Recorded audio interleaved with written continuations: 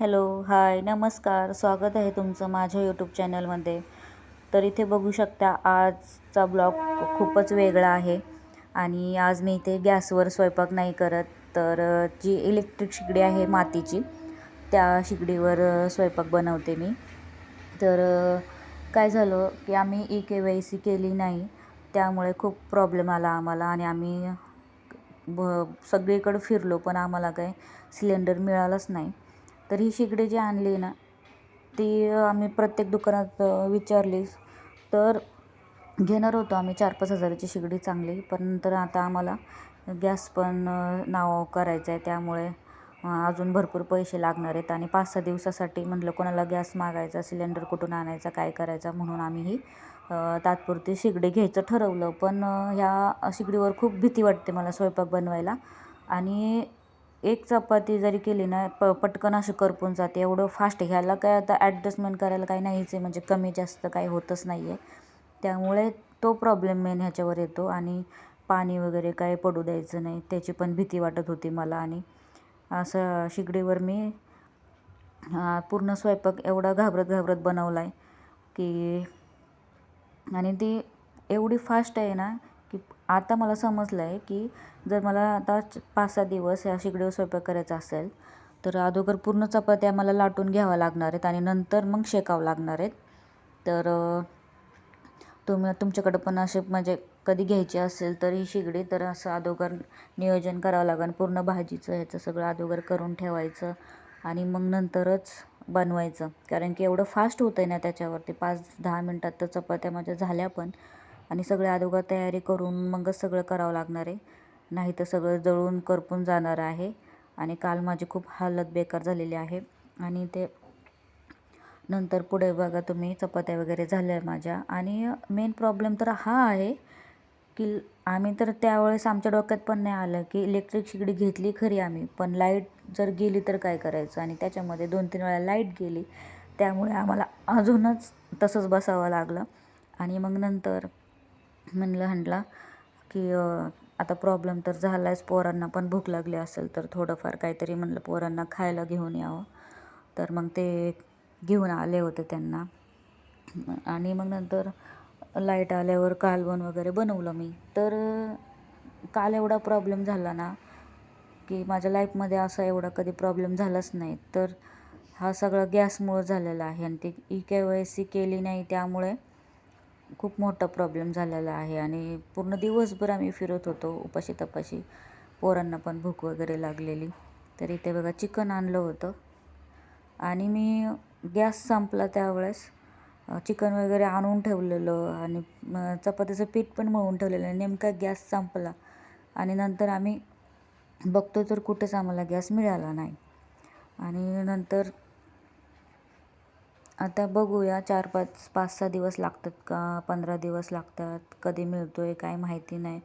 पण तोपर्यंत मला ह्या शेगडीवर जरा जपूनच करावं लागणार आहे. आणि ते बघा मेन इथे लावलेली अगोदर शेगडी, तर हे पण अचानक काय झालं काय माहिती बंद पडलं. आणि आता त्या बेसिंगच्या जवळ मला जे ROचं आहे ती पिन काढून मग तिथे लावलं आणि तिथं मग कालवण बनवलं. म्हणजे अचानक काल असं झालं की एक झालं की एक झालं की एक आम्हाला प्रॉब्लेम येतच होते. आणि ते बघा मी जे शेगडी आहे ना ती मी इकडं असं साईडला खाली काढून ठेवली. म्हणलं आता परत वरती कसं सगळे अडचण नको व्हायला. आणि सगळ्या ह्या प्रॉब्लेममध्येच पूर्ण दिवस गेला माझा. त्यामुळे ना 2 दिवस झालं टाईम पण भेटत नाही आहे, ब्लॉग पण बनवला नाही, व्हिडिओ पण नाहीत आले माझे. आणि मुलांचं स्कूलचं पण भरपूर मला अभ्यास वगैरे त्यांचा असतो, होमवर्क, आणि तो पण करायचा असतो. त्यामुळं टाईमच मिळत नाही मला, स्वतःसाठी पण 2 मिनटंसुद्धा टाईम मिळत नाही. तरी ते बघा लाईट गेली होती त्यावेळेस स्वयंपाक झाला नव्हता माझा, अर्धा झाला होता. त्यामुळे मग हे पोरांना हे खायला घेऊन आले होते, केक आणि काय ते व्हेज नॉनव्हेज पफ आणला होता आणि एक डोनट आणला होता. म्हणलं तोपर्यंत खातील, कारण की त्यांना पण सकाळपासून खूप भूक लागली होती. आणि पूर्ण त्यांचं होमवर्क हे सगळं राहिलं होतं माझं, दिवसभर त्याच्यात गेल्यामुळं ना पूर्ण संध्याकाळी आणि सारखं मध्ये मध्ये लाईट जायची आणि कधीच लाईट जात नव्हती. आणि प्रॉब्लेम असा झाला, नेमकी आम्ही शेगडी आणली ना, असं मुद्दाम केल्यासारखं सारखीच लाईट जात होती. आता चहा ठेवला किंवा भात ठेवला तर त्या गोष्टीसाठी पण आम्हाला आता वाट बघावं लागायची. आणि अजून पण तेच होतं आहे की चहा वगैरे ठेवायचा सकाळचं म्हणजे काय पूर्ण लाईटीवरच डिपेंड आहे. आता ते काही करायचं म्हणलं तर लाईट नाही गेली पाहिजे, नाहीतर परत शेगडी आणून पण असं झालं आहे की उपाशीच राहावं लागतं की काय. आणि मेन म्हणजे मला ज्यावेळेस सकाळी मुलांना टिफिन द्यावा लागतो ना, त्यावेळेस लाईट नाही जावं फक्त 5-6 दिवस, नाही तर त्या टायमिंगला जर लाईट गेली ना तर खूप प्रॉब्लेम होऊ शकतो. तर मी तेच सांगते की मला आता गॅसचं महत्त्व कळालं आहे की शेगडी वगैरेचं काही नाही आहे, गॅस आपला मेन आहे. कारण की मला पहिलं असं वाटायचं काय नाही, इलेक्ट्रिक शेगडी वगैरे असल्यावर पण सगळं होऊन जातं, पण लाईटीचं काही भरोसा नसतो, कधी लाईट जाईल काय माहीत नाही. तर इथे बघा आम्ही ते सगळं खाऊन घेतो आहे आणि नंतर मग जेवण वगैरे केलं. आणि त्याच्यानंतर इथं थोडंसं ते केक मायराला जेवणाला म्हणजे त्यांना खाऊ वाटत होतं, पेस्ट्री पण आणली होती. तर बघा गॅसचा असा प्रॉब्लेम होतो. आणि इलेक्ट्रिक शेगडीचं तेच तुम्हाला सांगते मी, घ्यायचे असेल तर असे प्रॉब्लेम तर होणारच आहेत. त्यामुळे गॅसचं काय पहिले जे महत्त्वाचे काम आहेत ना ते तुम्ही पहिले करून घ्या. गॅस खूप इम्पॉर्टंट आहे, नाहीतर शेगडी वगैरे काही नाही आहे. ते इमर्जन्सीसाठी बरी आहे शेगडी, पण ते सगळं लाईटीवर डिपेंड आहे. आणि ते बघा मी जे मायराला ना असं डॉल बनवत होते, कारण की एवढं सगळं बनवून मला आधीच रात्रीच्या 10-11 वाजल्या होत्या आणि त्यांना दोघांना झोपायचं पण होतं, मला सकाळी 5:30ला पण उठायचं होतं. तर एवढं सगळं दिवसभराच्या गोंधळामध्ये हे राहूनच गेलं होतं. तर मला हे करायचंच होतं, कारण की तिने पोएम रेसिटेशनमध्ये भाग घेतला होता, त्यामुळे तिला हे मला डॉल बनवूनच द्यायची होती. आणि ती म्हणजे ही डॉल बनवून स्कूलमध्ये घेऊन जाणार आणि ते अशा गळ्यात वगैरे घालून मग ती पोएम बोलणार. आणि त्याच्यासाठी म्हणलं द्यावं, म्हणजे अगोदर असं वाटलं द्यावं कसं तरी करून, पण मी थोडं थोडं बनवत गेले. आणि मग नंतर म्हणलं जाऊ द्या आता बनवतेस तर मग चांगलीच बनवून देते. म्हणलं बघूया नंबर वगैरे काही येतो आहे का. तर एवढी मेहनत घेतली मी, तर जर नंबर वगैरे आला किंवा टीचरनी काय फोटो व्हिडिओ जर पाठवले ती कशी बोलली काय, तर तीही मी पुढच्या ब्लॉगमध्ये शेअर करीन. तर इथे बघा पूर्ण कंप्लीट झाली ही डॉल बनवून. तर कशी वाटते नक्की कमेंट करून सांगा. पूर्ण मला ही डॉल बनवायला पूर्ण रात्रीच्या 3:30 वाजलेले आहेत.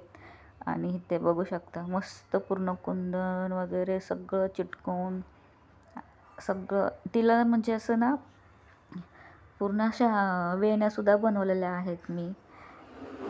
आणि पूर्ण त्याला ना त्या वरून असं सुईने दोऱ्याने ना शिवून घेतलं मी. तर त्याच्यामुळेच एवढे 3:30 वाजलेले आहेत बघा. पोरांना सांभाळायचं आहे आणि सगळ्या गोष्टी हँडल करायचं सोपं नाही आहे, आणि त्याच्यामुळंच मला टाईम मिळत नाही. आणि जी पोएम आहे ना तिची ह्या डॉलवर कशी आहे ते तुम्हाला मी नेक्स्ट ब्लॉगमध्ये नक्की दाखवेल. त्याच्यानुसारच ही डॉल बनवलेली आहे मी.